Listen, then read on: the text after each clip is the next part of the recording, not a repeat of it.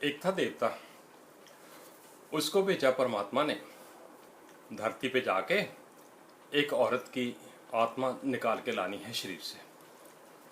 और वो जैसा उसको ऑर्डर मिला, हुक्म मिला, वो नीचे आया धरती पे।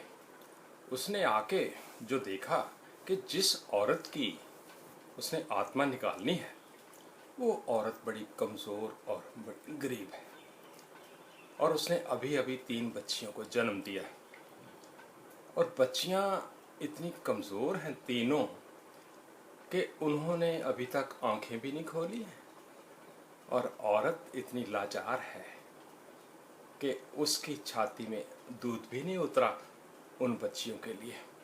ये मंजर देख के उसकी रूह कांप गई कि अगर मैं इस औरत की जान निकालता हूँ तो अवश्य ही ये तीनों बच्चियां भी मर जाएंगी और मेरे सिर 4-4 लोगों का पाप लगेगा,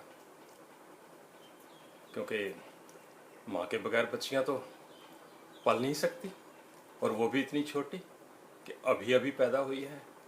वो वापस चला गया तो परमात्मा ने जाते ही कहा कि हुक्म अदूली, तुम्हें मेरे फैसले पे शक हुआ, इसकी तुमको सजा मिलेगी। सजा ये कि तुम्हें धरती पे भेजा जाएगा उन इंसानों के बीच, और तुम्हें इस गलती का 3 बार जब एहसास हो जाएगा और तुम इंसानों में रह के इंसानों की तरह सोचते जब ये महसूस करोगे, और जब भी तुम्हें गलती का एहसास होगा तुम बहुत ज़ोर से हंसोगे 3 बार, तो तुम्हें वापस बुला लिया जाएगा, तुम्हारी सज़ा पूरी हो जाएगी। और उसको धक्के मार के नीचे करा दिया गया। ज़मीन पे आके वो गिरा एक वृक्ष के नीचे, जंगल में, ठंड बहुत है, शरीर पे कोई वस्त्र भी नहीं है। वो ठिठुर रहा तो पास में से एक मोची निकला। मोची शहर गया था और उसने अपनी ज्योतियाँ बेच के जो उसने बनाई थी तो चीज़ें खरीद के लाया था घर के लिए। थोड़ा कंबल थे, कपड़े थे, खाने का सामान था। जब उसने देखा कि एक बड़ा सुंदर हृष्ट पुष्ट आदमी था, तो देवता, और सुंदर तो रहा होगा जैसे यूनान के देवता, घुंघराले बाल, चौड़े कंधे, सीना उभरा हुआ, बड़ा बलिष्ठ, और जैसे स्टैचूज में दिखाया जाता है। तो उसने पूछा कि भैया भूखे हो? कहता जी, कहता खाओ।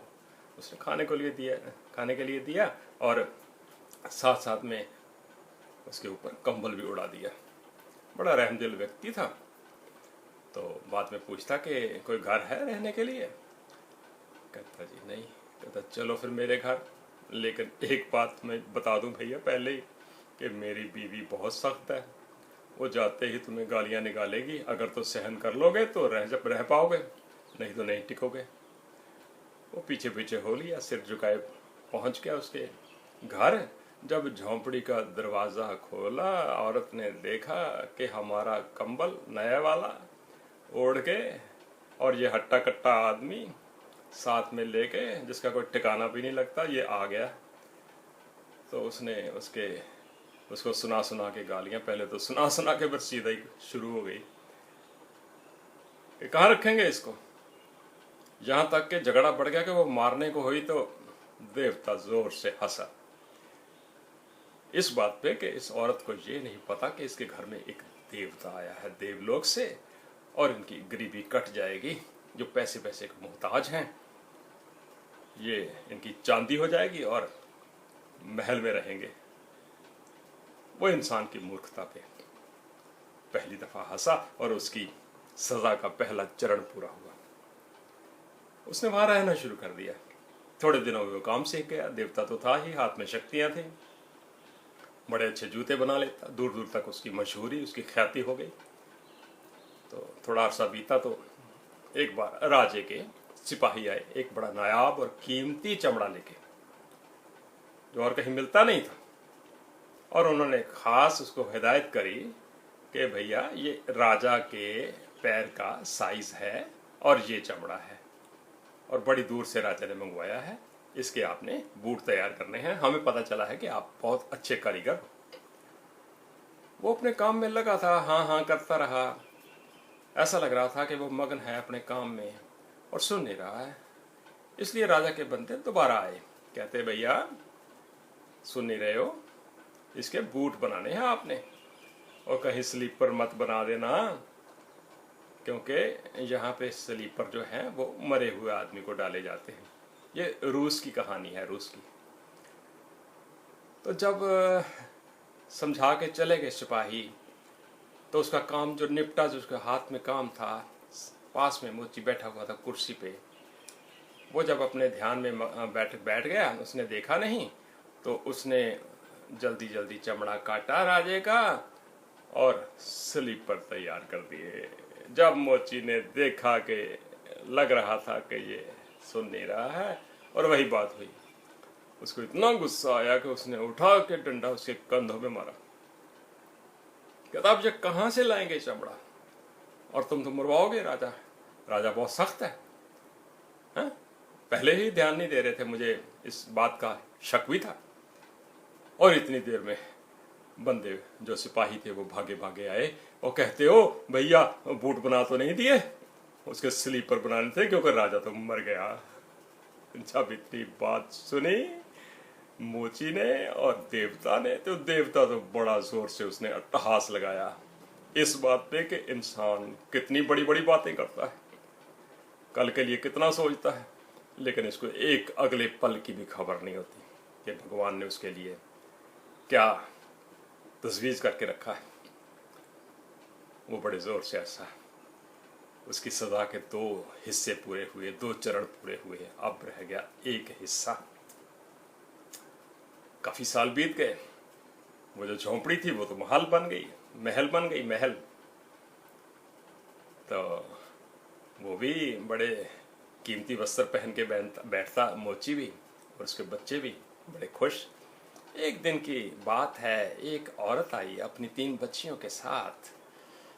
तो वो जो बच्चियां थी बड़ी 17-18 साल की बच्चियां, और बड़ी अटखेलियां कर रही हैं आपस में हंसी मजाक कर रही हैं, बड़ी सुंदर हसीनाएं, और माँ भी बड़ी सुंदर उनकी।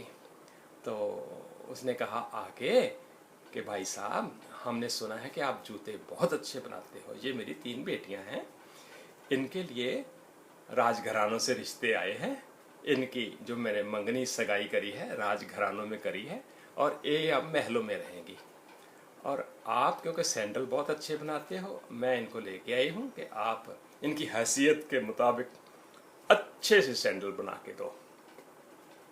जो देवता था उसने ध्यान से उस औरत की तरफ देखा, कहता है बहन जी ये लड़कियां तुम्हारी हैं? कहती नहीं मेरी नहीं है, मेरी एक पड़ोसन थी, वो जन्म देते ही इनको मर गई। और जब देवता को ये पता चला कि ये वही बच्चियां हैं जिसकी माँ की आत्मा में निकाल के नहीं लाया था, परमात्मा ने तो किसी और की ड्यूटी लगा के वो तो काम निपटा दिया, वो तो मर गई। कहता अगर मैं वो औरत उस दिन नहीं मरती तो हे परमात्मा ये लड़कियां अब भीख मांग रही होती, लोगों के घर में जूठे बर्तन मांज रही होंगी। और तो कितना कारसाज है, कैसी कहानी लिखता है जिसमें कोई किसी तरह की गलती छोड़ता ही नहीं। वो जोर से हंसा, जोर से इतना हंसा कि बस उसकी सजा जो थी वो खत्म हो गई। हम ये सोचते हैं कि अगर हम ये काम नहीं करते, हम बच्चों को नहीं पालते, मैं ही सब कुछ करता हूँ, जबकि हम उसकी लीला के, उसकी जो स्टेज है उसके ऊपर एक पात्र मात्र है, और हमको उसने भेजा है अपने से जुदा करके। और ये भी उसको तरस आया कि ये इतने आनंद में जो मछलियां तैर रही हैं, इनको आनंद की सार नहीं, they don't know the value of this happiness. So उस वैल्यू को जनवाने के लिए हमको अपने से जुदा करके इतनी दूर भेजा इस प्लेनेट पे, और कितने लाखों साल हमको हो गए उससे बिछड़े हुए। अब जब अपने ट्रू होम में वापस जाएंगे तो और भी आनंद से वहाँ नाच सकें, क्योंकि हमने तस्वीर का दूसरा रुख देख लिया, दुख देख लिए, दुनिया देख ली, माया का बंधन देख लिए। सो परमात्मा ने हमको इतना सुंदर शरीर दिया है, इतना सब कुछ, उसका धन्यवाद करें और उसका शुक्र करें, और उसकी ऐसा समझें कि बस उसकी गोदी में सिर रख के वो हमको लोरी दे रहा है, और हम मीठी गहरी निद्रा में बस सो जाएं। Good night, bye.